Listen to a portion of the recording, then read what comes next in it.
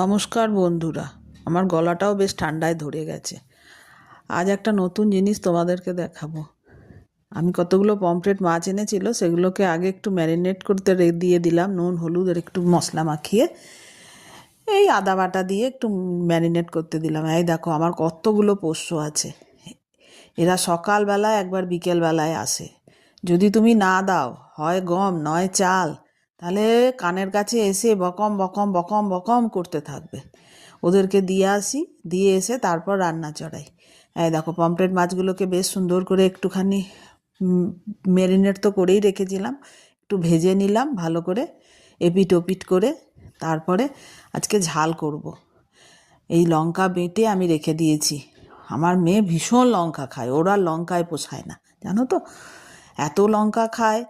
এরপরে আদা রসুন বাটা, একটু জিরে ধনে বাটা দিয়ে আর একটু পেঁয়াজ বাটা দিয়ে একটা পেস্ট তৈরি করে নিই। এই একটু টমেটো সসও দিয়ে দিলাম। শীতের দিন টমেটো থাকে, কিন্তু আজকে নেই বলে। যাই হোক, তোমাদের যদি একটু ভাল লাগে একটু সাবস্ক্রাইব করো, কে কোথা থেকে দেখছো একটু বলো। এরপর সব মশলাটাকে ভালো করে ভেজে ঝাল করব বলে অল্প একটু জল দেব। আগে ভালো করে ভেজে নেব, ভেজে নিয়ে অল্প একটু জল দিয়ে এবারে পমফ্রেট মাছগুলোকে দিয়ে দিই। এত সুন্দর খেতে লাগে, তোমরা তো নিশ্চয়ই করো।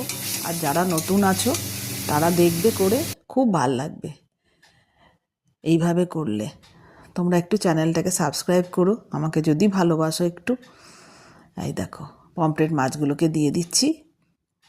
এত ঠান্ডা, এত ঠান্ডা, ঝাল ঝাল খেতে ভালোও লাগে। তার মধ্যে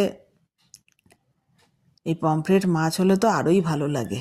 পমফ্রেট মাছের স্বাদও তো ভীষণ ভালো, আমার তো ভীষণ পছন্দের, আমাদের বাড়ি সবারই পছন্দের।